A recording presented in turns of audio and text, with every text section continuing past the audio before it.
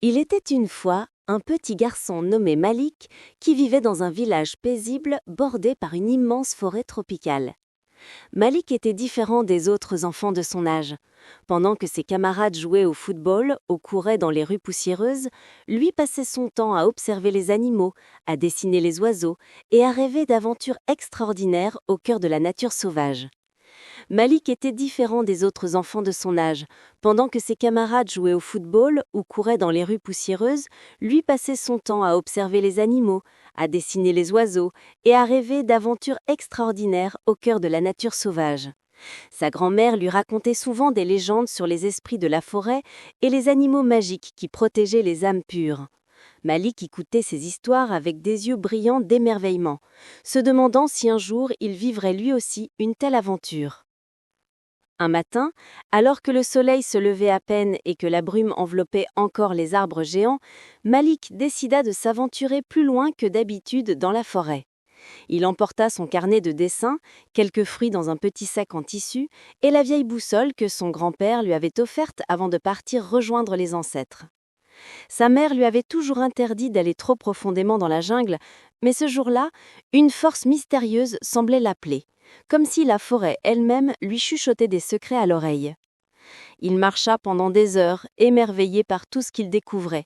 Des papillons aux ailes iridescentes dansaient autour de lui, des singes curieux l'observaient depuis les branches hautes, et le chant mélodieux des oiseaux créait une symphonie naturelle qui remplissait son cœur de joie. Malik dessina tout ce qu'il voyait, remplissant les pages de son carnet de croquis colorés. Il était si absorbé par sa passion qu'il ne remarqua pas combien il s'était éloigné du sentier familier. Soudain, le ciel s'assombrit rapidement. Des nuages noirs et menaçants envahirent l'horizon, et le tonnerre gronda comme la colère d'un géant invisible. Les premières gouttes de pluie commencèrent à tomber, rapidement suivies par un déluge torrentiel. Malik chercha désespérément un abri, mais la pluie était si dense qu'il pouvait à peine voir à quelques mètres devant lui. Ses vêtements étaient trempés, son carnet de dessin ruisselait d'eau, et il commençait à avoir peur. Il pensa à sa mère qui devait s'inquiéter terriblement, à son village chaleureux et à la sécurité de sa petite maison. C'est alors qu'il aperçut une grotte sombre creusée dans une colline rocheuse. Sans hésiter, il courut s'y réfugier. À l'intérieur, il faisait frais, mais au moins, il était à l'abri de la pluie battante. Malik s'assit sur une pierre plate, essayant de retrouver son calme et de réfléchir à la manière dont il allait retrouver son chemin. Mais la fatigue de sa longue marche eut raison de lui, et il s'endormit profondément, bercé par le bruit régulier de la pluie. Quand Malik se réveilla, la tempête était passée, et les rayons dorés du soleil pénétraient dans la grotte. Il sortit et découvrit que la forêt avait complètement changé d'apparence après la pluie. Tout brillait, les feuilles scintillaient comme des émeraudes, et l'air était chargé du parfum frais de la terre mouillée. Mais Malik était complètement perdu, aucun des paysages autour de lui ne lui semblait familier. Il essaya d'utiliser sa boussole, mais il ne savait même plus dans quelle direction se trouvait son village. Alors qu'il commençait à paniquer, il entendit un bruit de branches qui se brisaient et de lourds pas qui approchaient. Son cœur se mit à battre très fort. Était-ce un prédateur dangereux ? Devait-il se cacher ? Mais avant qu'il puisse bouger, un magnifique éléphant émergea des buissons. C'était le plus bel animal que Malik avait jamais vu.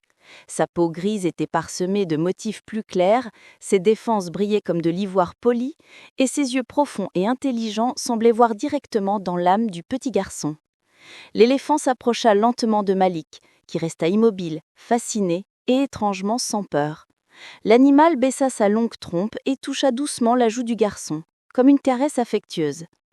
À ce moment précis, Malik sentit qu'une connexion spéciale venait de se créer entre eux, un lien invisible mais profond qui transcendait les barrières entre les espèces. L'éléphant émit un son grave et mélodieux, puis s'agenouilla lentement devant le garçon, comme s'il l'invitait à monter sur son dos. Malik comprit l'invitation.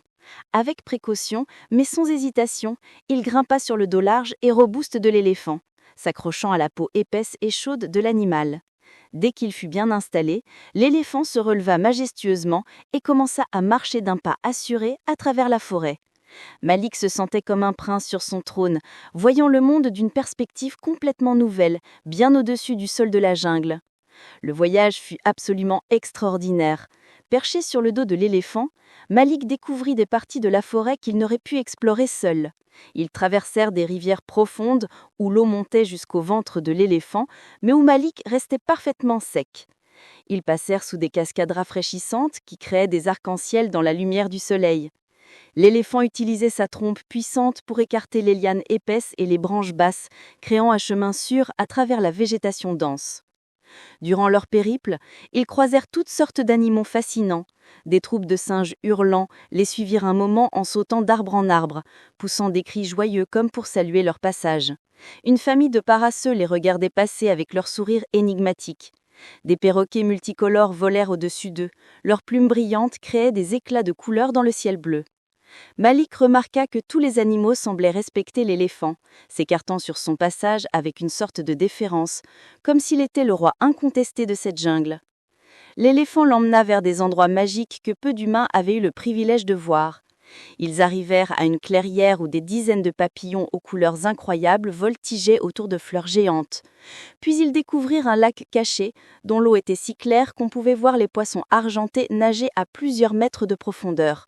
L'éléphant but longtemps, aspirant l'eau avec sa trompe, puis la projetant dans sa bouche, et Malik put aussi se désalter, se sentant revigoré et plein d'énergie.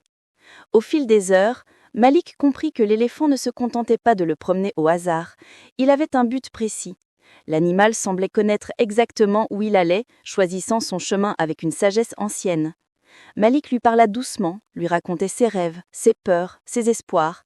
Et même si l'éléphant ne pouvait pas répondre avec des mots, le garçon sentait qu'il comprenait chaque parole, chaque émotion.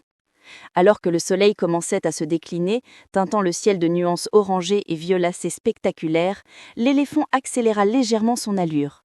Malik sentit l'excitation monter en lui. Soudain, à travers les arbres, il aperçut quelque chose de familier, la fumée des feux de cuisine de son village. Son cœur bondit de joie, l'éléphant l'avait ramené chez lui. À la lisière de la forêt, là où commençaient les premiers champs cultivés, l'éléphant s'arrêta et s'agenouilla à nouveau pour que Malik puisse descendre. Le garçon glissa doucement au sol, puis se tourna pour faire face à son sauveur. Il enlaça la trompe de l'éléphant dans une étreinte reconnaissante, les larmes aux yeux. Il n'avait pas besoin de mots pour exprimer son infinie gratitude.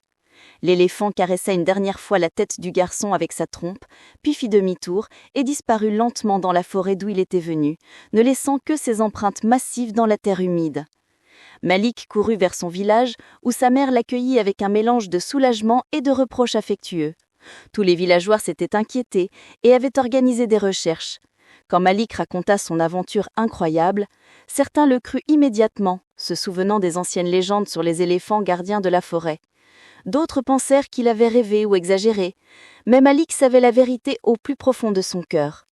Cette nuit-là, il ouvrit son carnet de dessins qui avait miraculeusement séché. Sur une page blanche, il dessina de mémoire son ami l'éléphant dans les moindres détails, capturant la sagesse de son regard et la noblesse de sa posture. Ce dessin devint son trésor le plus précieux. Les années passèrent et Malik grandit en devenant un homme respecté qui consacra sa vie à protéger la forêt et ses habitants. Il devint garde forestier et racontait souvent son histoire aux enfants du village pour leur enseigner le respect de la nature. Parfois, lors de ses patrouilles dans la jungle, il apercevait au loin une silhouette grise et majestueuse entre les arbres, et son cœur se remplissait de joie. Il savait que son ami veillait toujours sur la forêt et que leur lien extraordinaire resterait vivant pour toujours, gravé dans la mémoire de son âme comme le plus beau meunier de l'enfance.